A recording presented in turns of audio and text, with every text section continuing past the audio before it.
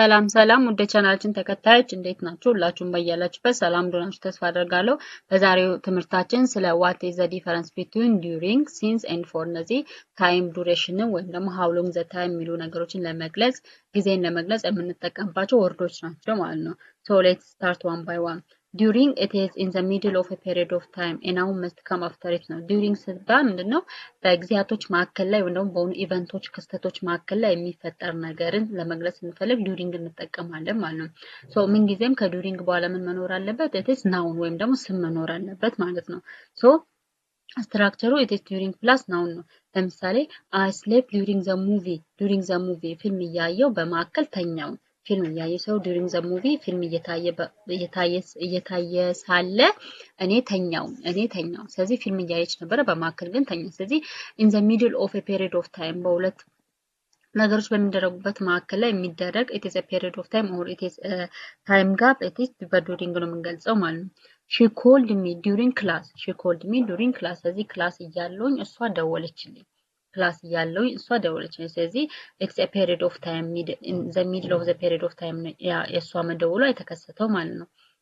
and we meet during the holiday የበዓል ሰዓት ተገናኝተን ነበረ። ስለዚህ የበዓል ሰዓት ስለዚህ ያ appointment is a period of time ይባላል ማለት ነው። so use during when you mention a time period ስለዚህ time period ወይም ደግሞ የጊዜ ሁኔታዎችን ለመግለጽ ስንፈልግ during እንጠቀማለን ማለት ስለዚህ ከዱሪንግ በኋላ ምን ጊዜ ምን መኖር አለበት?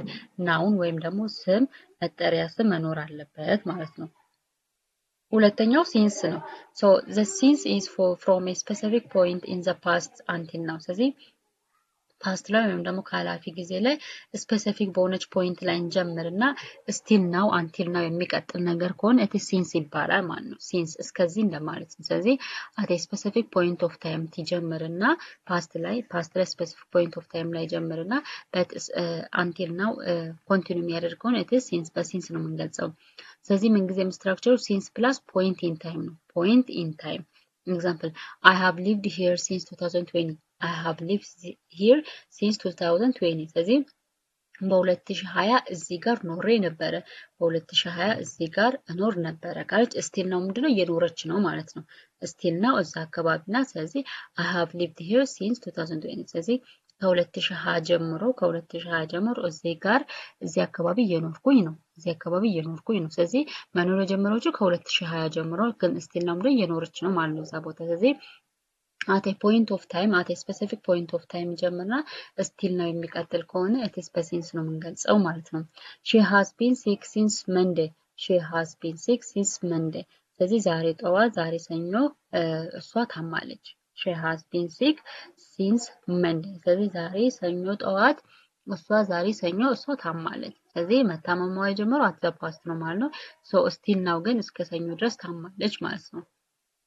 they have known each other since childhood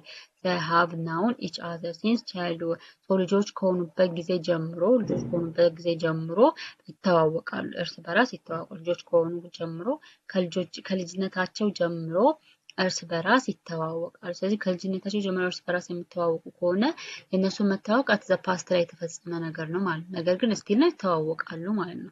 so it is often used with the present perfect tense since with present perfect tense ላይ እንጠቀማለን።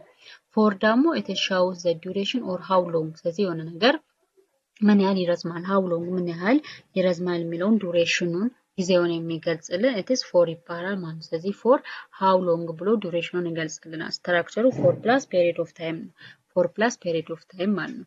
ኤግዛምፕል I studied for 2 hours ለ2 ሰዓታት ያህል አጠናሁ። ስለዚህ this for 2 hours የምትለው it is how long ማለት ነው። so how long she studied ተብሎ ቢጠየቅ she studied for 2 hours ስለዚህ for 2 hours ያህል አጥንታለች ማለት ስለዚህ it is duration or how long የሚለው ነገር ይገልጽልናል for ማለት ነው። and she has worked here for 5 years እሷ እዚህ ለ5 ዓመታት ያህል ሰርታለች። ስለዚህ how long or duration of time የምንገልጽ ከሆነ we use for ነው የምንጠቀመው ማለት ነው። we waited for a long time ስለዚህ ረጅም ጊዜ ጠብቀናል። ሶ ኢት ኢዝ አ ዱሬሽን ኦር ሃው ሎንግ የሚለውን ይገልጽልናል ማለት ነው። ዩዝ ፎር ቱ ቶክ አባውት ሌንግዝ ኦፍ ታይም። ስለዚህ ፎር የምንጠቀመው ፎር ሌንግዝ ኦፍ ታይም ነው፣ የጊዜ ርዝመቱ ወይም ደግሞ ምን ያህል ጊዜ እንደተጠበቀ ወይም ምን ያህል ጊዜ ያ ነገር ፐርፎርም እንደተደረገ ሌንግዝ ኦፍ ታይምን ለመግለጽ ዩዝ ፎር እንጠቀማለን ማለት ነው።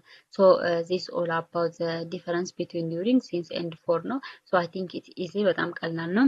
ሶ በሌላ ጊዜ ደግሞ እነዚህን በተመሰረተ ጥያቄዎች እንሰራለን ማለት ነው። ሶ እስከዛ ድረስ ደህና ሁኑ። መልካም ጊዜ ባይ